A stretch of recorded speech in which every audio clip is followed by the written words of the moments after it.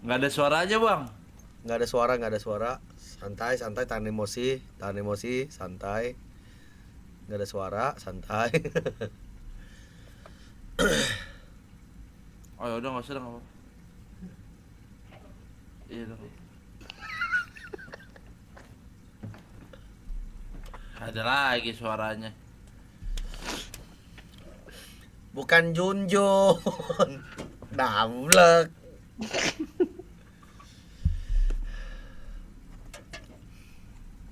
Wah serem sih bang, suaranya nggak ada bang, beneran serem. Serem banget Ini bang. sih, ini cowok horornya tuh di sini Di sebenarnya. sini nih, mic itu ada yang Iya. nunggu tuh.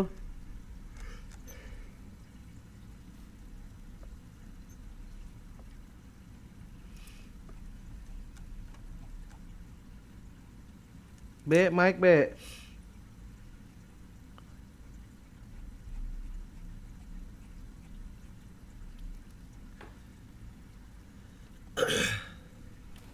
Ler, Cek, gua mau. Nah, ada suara tuh. cek, cek. Ya, Nah. ya. Oh, udah. Mantap, mantap, mantap, mantap, mantap. Cek, cek. Halo, Halo. assalamualaikum. Salam. Waalaikumsalam. Halo Mas, Halo, namanya siapa Mas? namanya Abim kok. Abim, umur berapa? Iya, 24 kok. 24. Ah, Gila. Kerja apa nih? Sibuk apa sibuk? Usaha kecil-kecilan sih kok. Usaha apa tuh? Jualan thrifting kok. Wih, mantap tuh. Thrifting apa? Mantap, mantap. Itu bukan kecil-kecilan, mantap lah itu udah. Ya. Amin. Itu ngapain bang? Second hand, Kayak ini ya, second brand gitu loh. second brand. Oh, Ah, ya gitu-gitu deh. Gila. Gimana nih? Tinggal di mana nih? Gua kebetulan di Bekasi kok. Di Bekasi, ini stay di Bekasi juga nih sekarang. Iya, di Bekasi. Gila, apa nih cerita horor yang bisa di-share nih? Ada banyak sih kok. Ada 4 sih Ada yang 4. yang paling asik ya, Iya. menurut gua. Dari yang Yang biasa pertama- aja dulu, dari yang biasa aja dulu. Nggak, biar koko milih nih, biar Oke, enak oke, oke. Oke, nyeritainnya. siap, siap. Pas keluarga gua kena santet, pas gua apa namanya lagi main-main ke Jeruk Purut wisata malam. Mhm. Ketiga itu pas gua lagi begadang sama saudara-saudara gue yang pas ada di Jakarta. Yang keempat itu pas banget gua pulang main dari TPU Kalibata yang sonongan dulu. Bah, kok Kalibata sih? Casablanca, TPU Casablanca. Yang habis Anjir. terowongan tuh. Kayaknya Nah, itu serem-serem Koko. tuh. Koko mau yang mana? Terus sama yang ada satu lagi yang di Gunung Cermek. Boleh dari ini aja sih dulu, dari kena santet dulu aja. iya. Terus habis Iya itu penasaran Gunung tuh. Ya. Jadi kan ini ceritanya tahun 2018-an. Gua masih kuliah. Oke, 3 tahun lalu. 3 tahun ya, hampir 3 tahun lalu. Hmm. Itu kan ya bokap gua punya kayak apa ya? Bisa dibilang kayak tabungan. Tabungannya itu berupa kayak bisa dibilang tanah. Tanah. Di daerah Banten. Ya gua nggak usah sebutin nama tempatnya lah ya. Iya, sip. Oke, di daerah sana lah. Dan ceritanya kayak ya keluarga gue kayak butuh duit ibarat katanya Aha. mah. Akhirnya mau nggak mau tanah itu dijual dong buat pemasukan ke keluarga gue sendiri nih. Oke. Oke. Nah, kebetulan yang di sana itu ada orang sana lah ibarat katanya yang ngurusin tanah tersebut. Nah, setidak pengetahuannya keluarga gua kayak orang di sana tuh dia nanam-nanam ya entah nanam pohon, entah nanam apa, tapi kayak buat keuntungan pribadi gitu loh. Heeh. Ngerti nggak maksudnya? Ngerti? Ah, udah akhirnya tanah itu mau dijual, udah dong. Kan keluarga gue juga taunya kan lu cuman ngejaga, bukannya bukannya ngambil fasilitas yang ada di tanah tersebut gitu loh. Ya, benar. Ya. Udah nih ya, dari situ ya udah keep ya. Heeh. Sampai akhirnya jualnya itu ke salah satu Habib yang ada di daerah sana. Mm-mm. Oke, transaksi lah sama Habib tersebut. Selesai transaksi tersebut dan sampai akhirnya udah deal dong nih sama si Habib tersebut ya. sama Habib tersebut sudah deal, akhirnya duit sudah masuk. Selang seminggu dari deal tersebut, itu gue baru pulang main nih, ya biasalah kayak habis nongkrong, pulang ke rumah, kunci pagar segala macem, baru kunci pintu depan nih, cekrek, udah kan mau tutup gorden nih, nutup gorden nutup. Di depan pintu, bukan depan pintu ya, kayak depan gerbang yang habis gua ini nih, yang habis gua kunci di depannya, itu ada bola api pertama muter-muter. Panas banget sih ya. Bola api muter-muter dulu. Nah pas di situ kata gua mungkin cuma numpang lewat kali, feeling gua kan kayak gitu, cuma numpang lewat udah cuman feeling kayak numpang lewat, ya udah gua cuek lah, masuk ke kamar cuci kaki, tidur. Nah salahnya gua kan bokap gua bisa, adik gua juga bisa. Salahnya gua nggak cerita ke bokap kalau ada begituan di depan rumah. Lu nggak takut tuh? Siapa? Lu lihat bola Enggak. api gitu? Enggak. Anjir. Cuek. Emang cuek emang. Gua udah kebirit tuh kayaknya. Terus Dari berarti bola api tuh ya kan selang seminggu udah gue cuekin, nggak lama kayak ada kiriman, berasa kayak ada kiriman. Kan dulu kan di rumah belum jadi 2 tingkat, masih 1 tingkat. Sampai akhirnya kita semua tidur di bawah nih. Ya ini pintu masuk. Ya habis buka pintu masuk, ini kamar nyokap bokap, belakang kamar gua. Oke. Udah ya, ke denahnya kebayang lah ya. Denahnya kebayang, udah. Pas di situ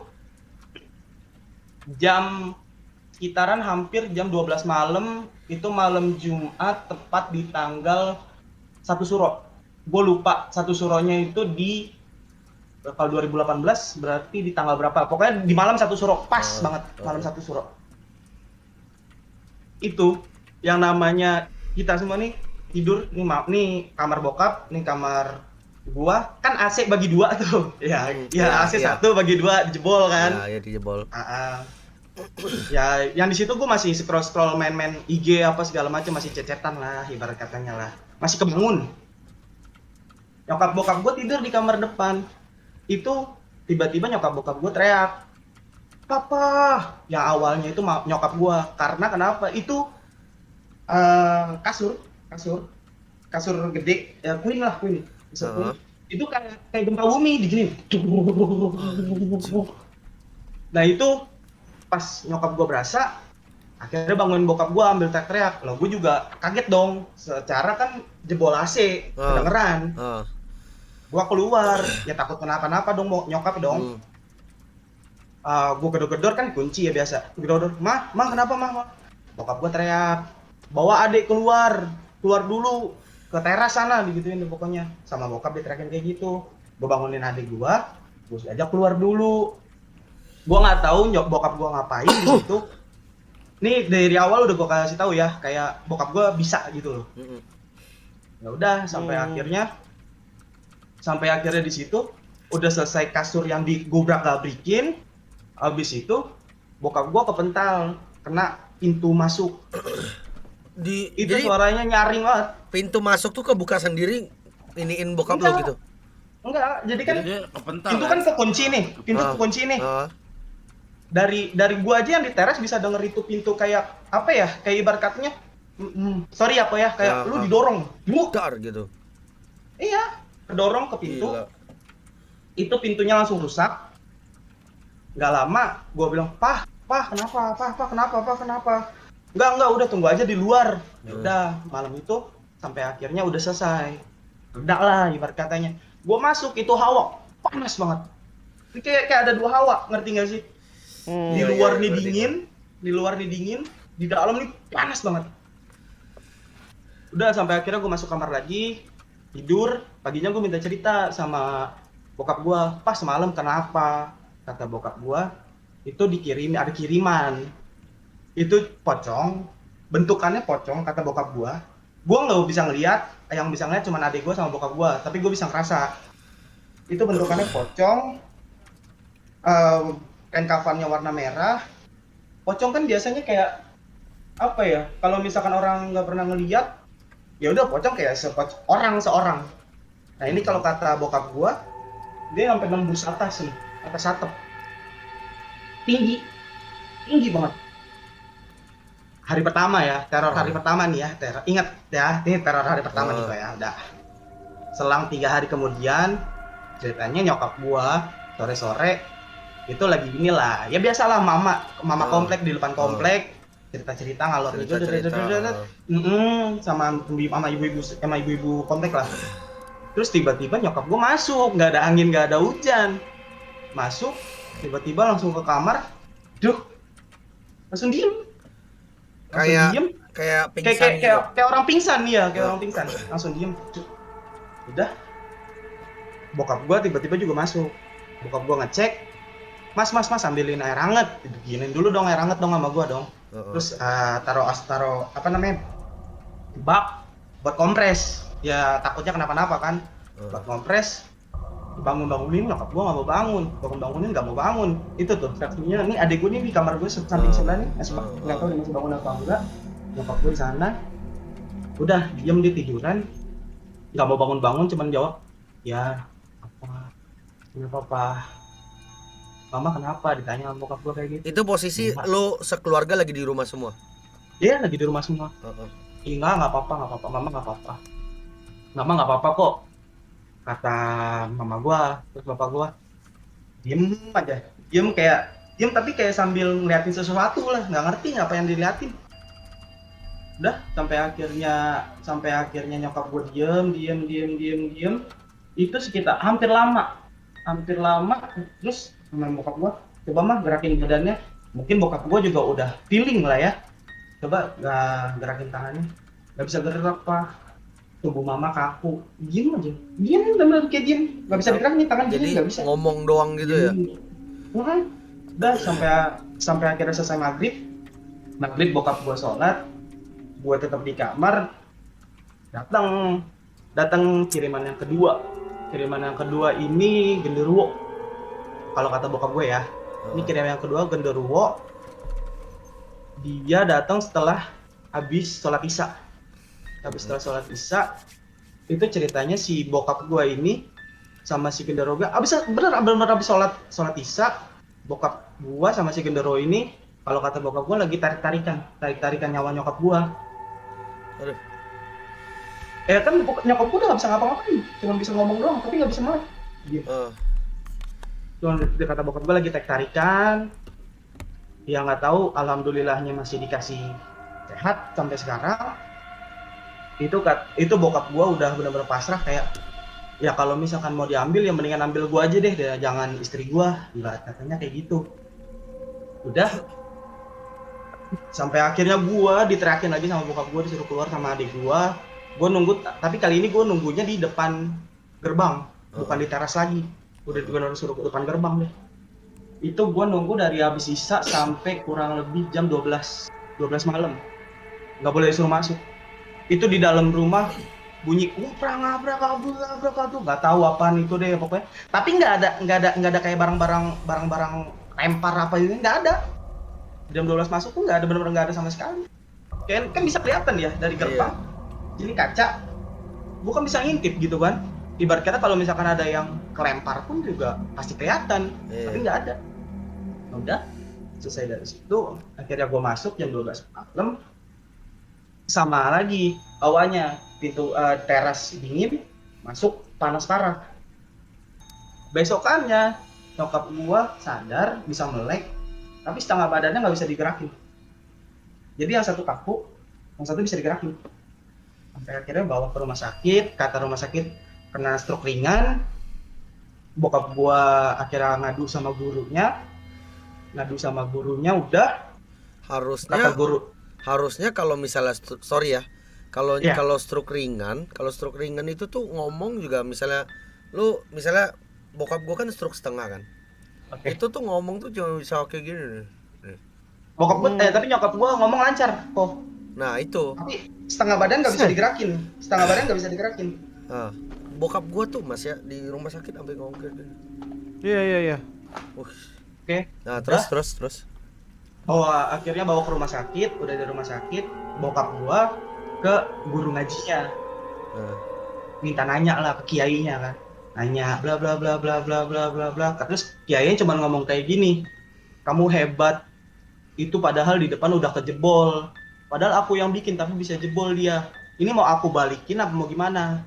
Ini kamu kena gara-gara si penjaga yang tanah tersebut nggak terima kalau kejual. mm-mm. Udah bawa ke rumah sakit. Selang dari rumah sakit seminggu, itu tiba-tiba di depan rumah gue banyak inian kayak tanah kuburan. Nggak tahu siapa yang iniin, siapa yang naroin ini, nggak ada yang tahu. Tiba-tiba depan Iya. rumah tuh banyak tanah kuburan Tiba-tiba aja. aja. Nah. Iya, banyak tanah deh pokoknya kayak orang tebarin gimana sih kok, kayak nebarin pupuk kok. Heeh. Asal aja udah, iya deh. Banyak kayak gitu. Setelah dari situ, akhirnya konsultasi lagi ke kiai. Pak kiainya datang ke rumah, ngelihat nyokap gua. Udah di situ sampai akhirnya nggak tahu gimana, itu bokap gua sama kiai kayak abis kayak sholat sunnah apa ya entahlah, nggak ngerti lah gua lah dia sholat apa. Ya gue cuma bisa di kamar sama adik gua. Balik lagi suara gomprang-gamprengnya, tetangga sampai keluar semua. Selesai dari situ, akhirnya nyokap gua bisa gerakin badan semuanya. Akhir-akhir dari ceritanya ini, si yang ngirim kena ketulah balik. Padahal bokap gua udah bilang ke kiainya kayak jangan, udah biarin aja. Tapi sama kiainya dibalikin. Nah, yang di sana yang meninggal orang sana. Waduh.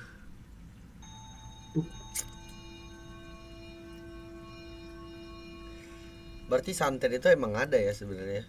Ada. Ya, buktinya itu kena. Terus nyokap lu sekarang kondisi gimana? Sehat, alhamdulillah Sehat aja. Ya. Itu sehatnya setelah gimana? Ya sehatnya setelah beberapa kali gurunya bokap gua datang terus kayak buat ngobatin, ngasih air, dibacain atau gimana segala macem. Oke. Itu sih Ngeri pengalaman juga. bener-bener yang nggak bisa gua. Ini gue merinding nih kok kalau lu bisa ngeliat tuh gua ngeceritainnya. Ini gua sengaja panasin nih ruangan gua. Dingin banget. Iya Tapi lagi. sorry ya, kalau nggak menarik sorry ya. Enggak lah, santai aja bro. menarik, Justru seru nih. seru kok. Santai aja. Karena relate sih, temen gua ada yang mamanya dikirimin gitu sama saudaranya. Maksudnya kayak mungkin saudaranya atau tetangganya nggak tahu ya. Kan kita nggak bisa tahu kalau kayak gitu kecuali emang udah ngecek kan. Ceritanya relate, makanya gua dari tadi perhatiin, dengerin. Gila sih, itu ngeri juga sih sebenarnya. Terus ada yang horor banget lagi nggak? Cermai. Hah? Pas ke Cermai. Cermai, gimana tuh? Gunung Cermai. Gunung Cermai. Jadi ini mulai dari mana ya? Gunung Cermai itu di mana ya? Di daerah Bandung, Jawa Barat. Bukan di Bandung, bukan di daerah Jawa Barat. Gue lupa nama daerahnya. Oh. Daerah Jawa Barat, gunung tertinggi di Jawa Barat, setahu gua, Gunung Cermai. Terus? Oke. Ya, cerita aja gue sama anak-anak SMA nih bertujuh. Bertujuh ini tadinya mau ada cewek, tapi ceweknya gak jadi ikut karena lagi mens. Udah, akhirnya gue bilang ke bokap nyokap gue mau nginep di tempat temen. Gak bilang mau naik gunung. Ini udah kesalahan fatal yang pertama. Bohong. Ya, Ini kesalahan fatal pertama. Udah. Ini nggak tahu ya, mungkin kayak teman gua nonton nih, Ipan, Avan biasanya nontonin lo kok. Avan, iya. Ipan apaan? Terus? Biasanya sih sering nontonin lo dia. Terus? Nggak tahu ya kalau udah nonton, oke. Akhirnya kita berangkat lah, ngeteng nih. Ngeteng, kita naik bis waktu itu jurusan apa? Itu di bis juga udah nggak jelas kok. Jadi sebenarnya bis itu rame tapi kelihatannya kayak sepi. Paham nggak sih maksudnya? Udah sampai ke rumah saudaranya teman gua yang memang di bawah kaki gunungnya si Cermai ini. Kita naik lewat jalur, bentar gua lupa nama jalurnya. Jalur Cermai. Oh, lewat Palutungan. lewat Paluntungan. Gua lewat jalan Paluntungan. Gua berangkat itu sekitar subuh. Oke, subuh sampai sana jam 7. Kita simaksi segala macam, ditanyain berapa orang, KTP-nya satu ditaruh sana. Oke, dikasih tahu peraturannya gini. Ya udah, oke. Berangkat pagi nih, kita naik nih ceritanya nih. Pagi ke pos 1, alhamdulillah lancar. Cuman ngelewatin ini doang, kayak ngelewatin apa namanya kalau Paluntungan tuh sawah kayak tanaman wortel apa segala macem gitu doang. Sampai pos 1, pos 2 mata air. Pas mata air ya, gue masih ada fotonya nggak itu? Ntar deh, gue coba cariin nih selesai cerita. Ini di pos 2 gua cerita ya biasalah ngambil mata air. Di pos 2 itu nyampe sekitaran kurang lebih jam 11, hampir zuhur, 11-an lebih lah. Oke, udah. Akhirnya kita naik lagi ke pos 3. Di pos 3 itu kita ngopi-ngopi lah sebentar lah. Di pos 3 itu nyampe jam 1-an kurang lebih. Di pos 3 ngopi-ngopi segala macam, udah nyantai, chill, rokok, sebat. Ini siang masih belum ada apa-apa nih kok nih. Masih belum ada apa-apa, benar-benar masih belum ada apa. Kita 3 hari 2 malam di atas. Oke, kita naik. Sampai pos 4, pos 5. Itu nggak ada apa-apa sama sekali. Sampai akhirnya perjalanan pos 4 mau ke pos 5 itu udah mau maghrib. Kan baiknya kalau memang nanjak itu kan maghrib harus stop. Ya mau dimanapun ya stop. Maksudnya kayak lu belum nyampe pos ataupun lu masih di tengah-tengah pos, ya udah lu stop dulu. Udah diem dulu, kayak ibarat katanya nunggu maghrib lah baru lu jalan lagi gitu. Oke, udah habis selesai maghrib kita jalan lagi ke pos 6. Nah pas mau naik pos 6 masih sekitaran itu pos 6 mau ke pos 5 mau ke pos 6 itu kurang lebih 2 jam kalau nggak salah, karena ya kan bawa gue gendut gitu kok, maksudnya jalannya pelan-pelan. Oh iya, capek lah. Gue aja capek. Gue jalan 10 menit aja udah capek banget, bro. Terus? Iya, gue gendut, ngerokok lagi. Ya udah, ayo Bim, buruan, kata teman gue siapaan. Ntar kita malah dapat tempat campnya. Gue camp kan di Goa Walet tuh. Nanti malah dapat campnya penuhan. Ayo lah jalan buruan. Ntar dulu anjing, gue ngap. Dia salahnya gua toksik. Di gunung itu nggak boleh toksik sama sekali. Itu ya emang. Betul. Emang menghormati lah ya, menghormati. Ya, betul. Gua salahnya gua toksik. Aduh lu anjing, gua capek. Lu coba nih, jadi gua bawa keril, gendut, rokok. Ya lu bayangin nih anjing. Ya pokoknya kasar lah, ibarat kata bla kasar. Ya udah, ngomongan lu dijaga kata teman gue yang jadi leader di depan. Sorry, mendakinya itu berapa lama tuh? Hampir seharian sih kok. Seharian? Dari pos 1. Buset, iya jauh. karena bawa gue yang gendut, teman gue juga ada yang gendut. Jadi nyantai aja jalannya. Tapi sesantai-santainya seharian tuh jauh loh. Capek banget loh. Ya, itu hitungannya jauh loh. Iya, karena kita semua kayak nikmatin aja gitu, Mas. Oke, emang nggak nyari puncak banget gitu, buru-buru ke puncak enggak, nikmatin aja jalan. Ciremai. Iya Mas Dwi. Ciremai. Udah. Itu pas perjalanan hampir udah akhirnya ke pos 6. Pos 6 itu kurang lebih jam 8. Ngopi-ngopi dulu, ngopi segala macem udah. Nah teman gue ini yang leader ini si Risat ngusulin, kita mau ngecamp di sini apa di Goa Walet, digituin kan. Terus kata anak-anak, kayaknya di sini lebih enak deh, lebih luas segala macam. Ya udah, kita ngecamp di sini ya. Akhirnya bikin tenda tuh sekitaran jam 9-an. Bikin tenda, masak mie apa segala macam. Udah. Nah, di situ tuh di pos 6 itu cuman gua doang, tenda gua doang. Yang dibangun. Gua bangun 2 tenda kalau nggak salah. Tenda gua doang yang dibangun. Jadi kayak depan-depanan gini lah tendanya nih. Sini kasih impres nih. Biar nutup. Enak tuh api unggunan. Iya, pokoknya tapi kita nggak bikin api unggun gitu kok. Terus? Boleh ya? Nggak boleh? Boleh aja. Boleh Mas Dwi. Kan boleh, gitu. Wi. Jadi di sampingnya itu kayak ada inian, kayak ada bekas api unggun juga. Makanya gue bilang boleh. Oke, terus? Nggak boleh. Oh iya, lanjut. Terus? Ya udah. Akhirnya kita ngopi. Teman gue satu persatu kayak ya tidur lah ngejar sunset di atas. Karena kan udah hampir pos 7 itu udah bawa walet setahu gua. Udah bawa walet, tinggal dikit lagi udah nyampe atas. Temen gue satu persatu tidur, sisa gua sama Ipan ngobrol sambil sebat, ngopi-ngopi segala macam. Pan, kayaknya kalau ada yang ngetawain seru nih Pan. Gua nyeletuk. Begonya juga gua sompral. Udah gua nyeletuk, Bim, udah jangan ngomong yang benar, yang nggak benar-benar. Udah. Ya tapi Pan, ya masa di kayak ginian nggak ada sih Pan. Orang dari tadi kita jalan juga kan biasa-biasa aja Pan. Ya, sambil ngopi-ngopi, sambil ngerokok, sambil ketawa-tawa lah. Pokoknya salah gua deh, udah bohong ke orang tua, terus toksik di gunung, apalagi tuh di gunung tuh udah benar-benar nggak boleh toksik di gunung. Udah, sampai akhirnya kata si Ipan, ya udah lebih lu aja lah sana lah, gua nggak mau sama ketemu-temu yang gituan. Temen gua tidur dalam, sisa gua sendiri, emang benar-benar lagi nggak bisa tidur kok, ngopi ngerokok aja udah kerjaannya. Terus tiba-tiba dari nih, ini tenda gua nih kok. Ini tenda. Sini kayak ada mau jurang nih. Tapi sini ada pohon satu nih. Oh, jadi di bawah pohon. Di bawah pohon.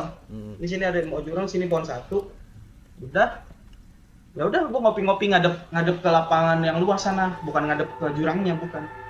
Ngopi-ngopi udah sampai akhirnya gua masuk ke tenda tuh gara-gara ditimpuk. Kayak ada yang nimpuk, kena. Sekali, zap. Barang kecil apa barang besar gitu, kayak batu kecil. Orang kan kalau ditimpuk berasa kayak ada yang kena kan, ya, cetek. Dan udah pasti jatuh. Ya dong, jatuh dong. Kan gue masih pakai headlamp. Pasti gue cari dong, nggak ada. Ayo, suges paling udah sambil ngerokok lagi, sampai akhirnya terakhir tuh diketawain, tapi suaranya kecil banget. Kayak di samping kuping banget nih. Kan kata orang kan kalau misalkan ketawa kuntilanak kecil itu berarti dekat, iya. Kalau gede berarti jauh. Udah dong. Ya ampun, beneran aja dalam hati dong ngomong dong. Kenapa gue juga sompral, salahnya gue di situ. Udah gue masuk ke tenda, udah. Sleting dong tendanya tuh. Tidur tuh. Kira-kira jam 1-an tiba-tiba alarm HP teman gue bunyi. Gue kira apaan, gue matiin, itu sleting ada yang buka. Anjir. Sleting ada yang buka. Harusnya ada bayangan dong. Sama.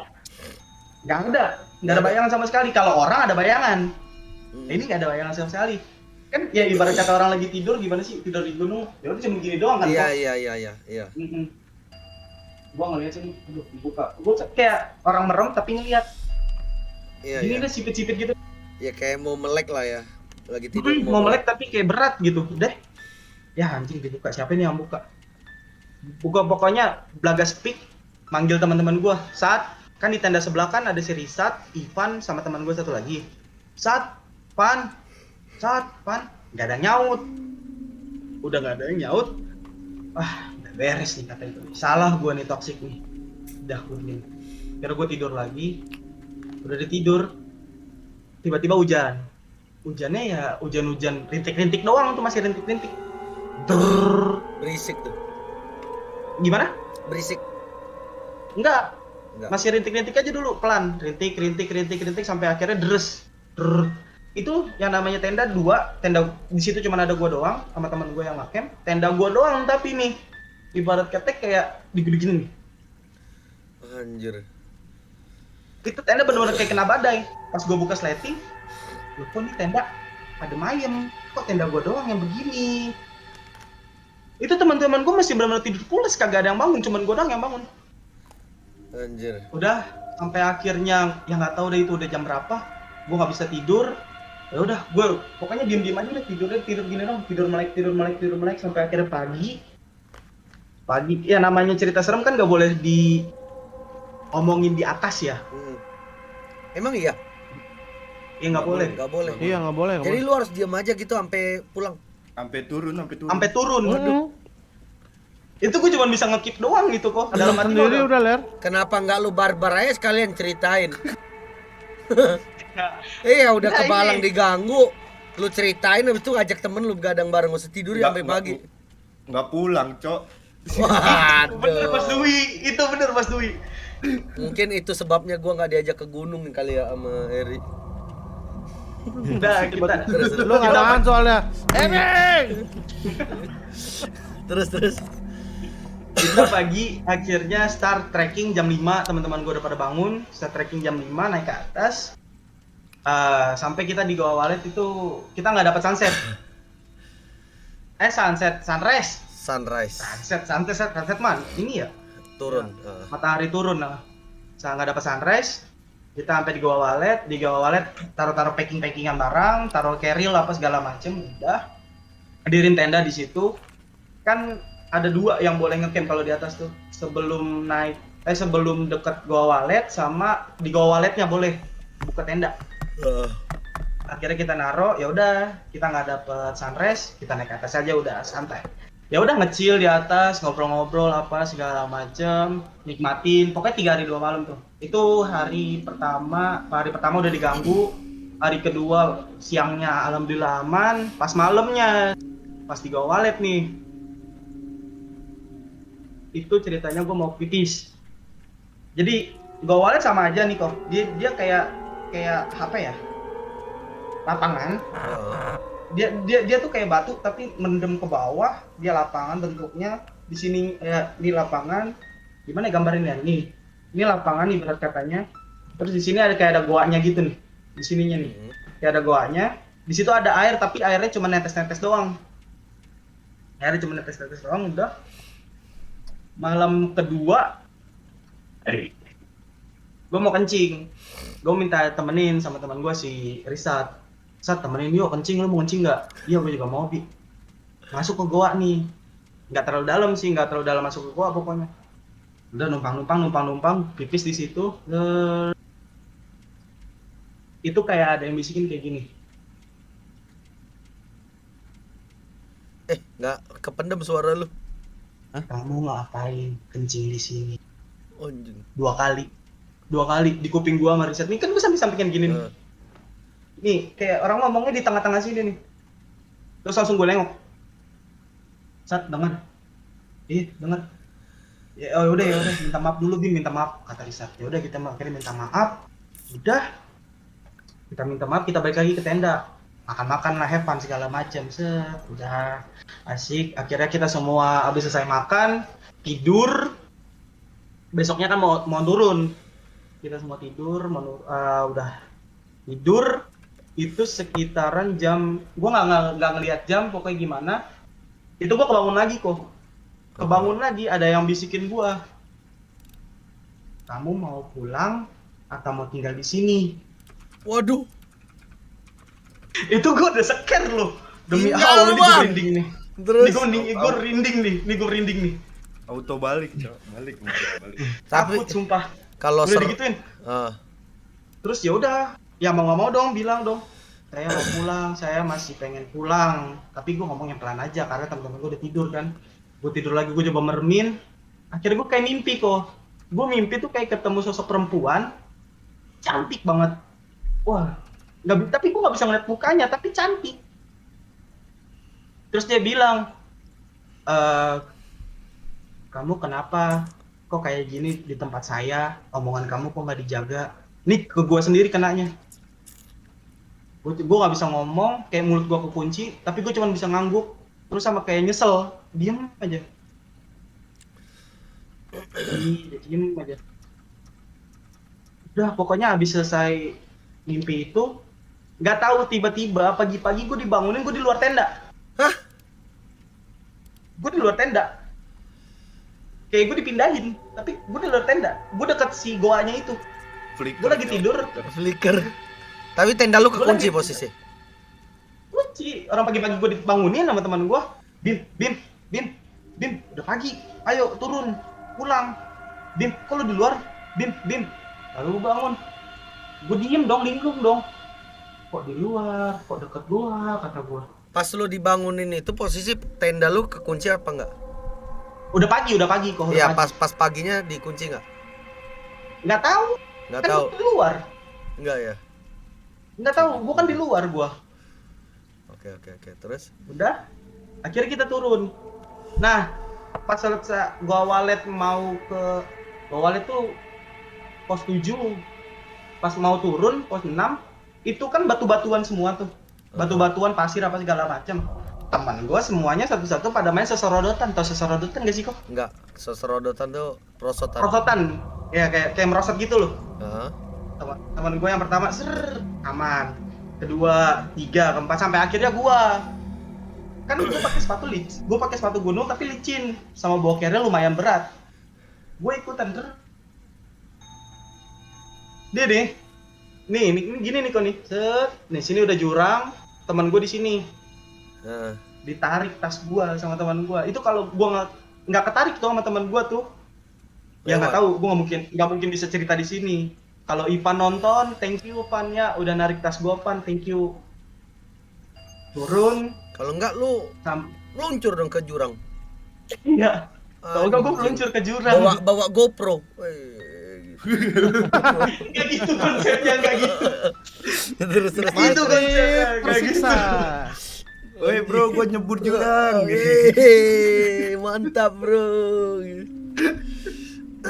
Terus Ya udah ada kayak gitu. Akhirnya kita turun dari pos 6. Abis selesai di situ ya gue cuma bisa diem, kayak nggak bisa ngapa-ngapain, kayak nge-freeze gitu loh. Ya Allah, gila. nyaris gue mati. Udah nge-freeze, akhirnya dibangunin, kasih minum sama temen gue, minum. Jalan aja Bim, pelan-pelan Bim, gak usah larian. Teman-teman gue kan kalau misalkan turun gunung kan biar nggak capek kan lari ya, dijak dia, dek, pada cepet semua. Udah nggak apa-apa, ayo gue temenin gitu. Pas mau turun pos 4 mau ke pos 5 itu kurang lebih kayak diputerin kok, padahal masih siang tapi nggak nyampe nih, kayak plang pos 4 nya ini nggak ada. Kita jalan nih turun, set, kok nggak nyampe pos 4 ya, rasanya ini bener deh jalannya deh, kata teman gue yang biasa nanjak di Cerme. Udah coba kita cari jalan lagi, ada 2 cabang akhirnya nih, 2 cabang. Ini kita ngambil kanan apa ngambil kiri nih, kata anak-anak. Deh kanan deh, biasanya yang kanan yang baik. Kanan. Loh kok di sini lagi? Hampir 2 jam tuh kalau nggak salah muter-muter di situ. Ya udah sampai akhirnya kita diem, doa bareng-bareng. Kita minta doa, minta petunjuk, turun pelan-pelan lagi. Alhamdulillah sampai ke plang pos 4. Pos 4 itu kalau nggak salah di pos 4 itu udah hampir asar. Dari pos 4 mau ke pos 3 itu dekat sebenarnya jaraknya, cuma sejam harusnya. Sama diputerin laginya itu teh kayak ini kan yang tadi gua naik nih, jalur yang gua naik, tapi kok kayak ketutup ranting-ranting, kayak diingin loh, kok ngerti nggak sih, kayak di samar-samarin, kayak orang nggak boleh lewat. Oh, itu posisi kabut nggak? Nggak kabut mas. Kayak orang nggak boleh lewat nih pokoknya, kayak orang kayak jalan tapi nggak boleh dilaluin, kayak dikasih inian, kayak dikasih ranting-ranting, pohon apa, pokoknya kayak ada tanda X gitu deh nutupin jalan. Udah Dijegat. ya ibaratnya kayak dijegat gitu deh. Udah kayak gitu akhirnya kita muter. Ternyata selama muter itu kita muterin lembah, jadi kayak punggungan gunung. Muter, pas di jalan itu nggak tahu, itu benar-benar nggak tahu, nggak ada yang namanya plang pos, itu udah nggak ada. Plang aturan kan kita ngelewati mata air di pos 2, plang pos 3 juga nggak ada, mata air nggak ada, pelang-pelangan nggak ada. Muterin punggungan gunung sampai akhirnya itu kurang lebih jam 9 malam. Kita benar-benar nggak nemuin sama sekali plang. Mata air yang di pos 2 itu nggak ada. Pos 1 juga nggak ada. Biasanya pos 1 tuh masih banyak kayak motor-motor trail, orang-orang habis ngangkut sayuran gitu loh kok. Itu nggak ada sama sekali. Udah mau nggak mau terus pada duduk diam bikin kopi, nanya ini kita mau nge-camp apa mau gimana. Kalau bisa sih turun, soalnya besok gue mau kerja, ada yang mau kuliah, banyak lah pokoknya, banyak macem-macem. Udah bener-bener nggak dapet jalan lagi sama sekali, cuman bisa pasrah berdoa. perbekalan juga udah habis. Kalau misalkan nginep juga ya mungkin sehari masih bisa, kalau 2 hari nggak mungkin bisa. Mau nggak mau udah turun deh, ikutin jalan aja, jalan setapak yang memang benar-benar bisa dilaluin. Itu ngikutin jalan. Tadinya gua naik dan harusnya turun di mana namanya, di Palutungan. Itu tiba-tiba nyasar ke Via Linggarjati. Anjir. Itu jauh banget tuh udah. Jauh banget. Kayak meleset. Jauh banget. Iya. Terus. Benar-benar meleset.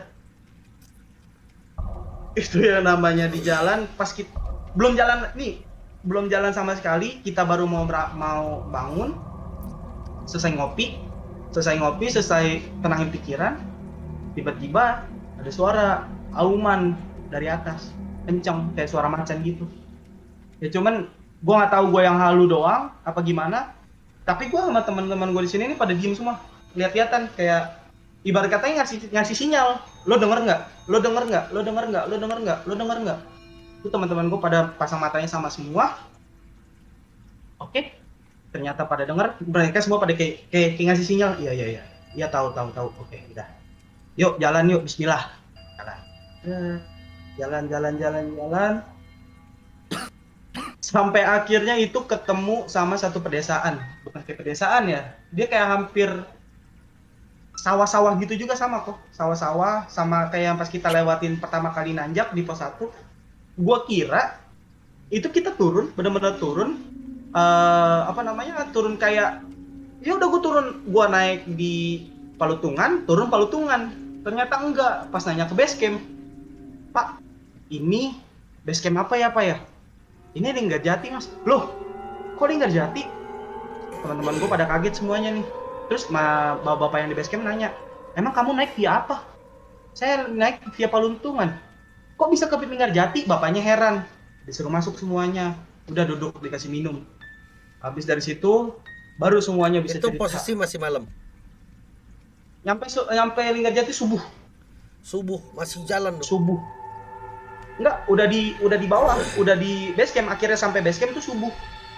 Si bapak-bapak yang base camp itu pun kayak kaget gitu. Lo naik Palutungan tapi kok lo turun Linggarjati? Gimana caranya, gimana? Begitu bapak-bapaknya.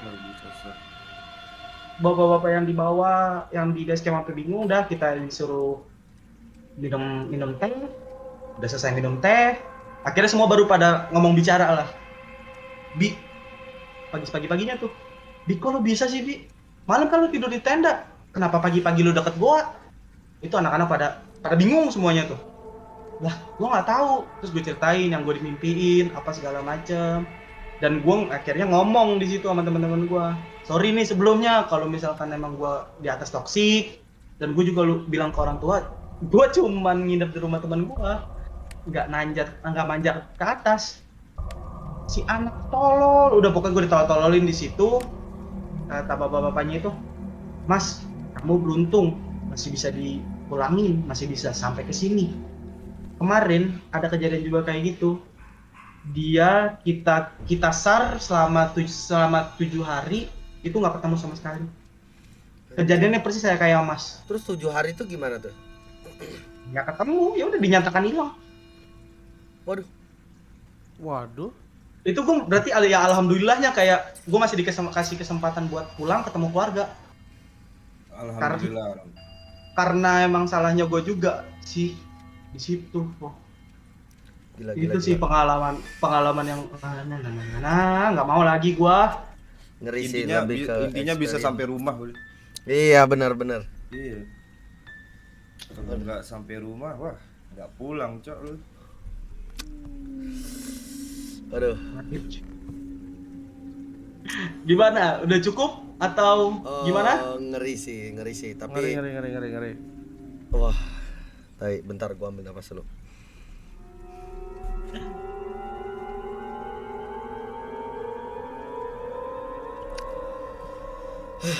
Gila. Disasar cok. Yang santet tuh yang ngeri sih sebenarnya, lebih ngeri. Ya. Yang santet tuh agak ini lah, apa namanya? Agak membuktikan lah kalau itu tuh ada gitu loh. Oke lah, thank you ya, bro. Thank you. Thank you banget Thank udah you, Ko. udah kasih. sharing, Thank you Mas Arda. Thank you. udah sharing, udah nyempetin waktu. Thank you ya. Thank you. Salam Terima buat kasih. buat Apip sama Ipip.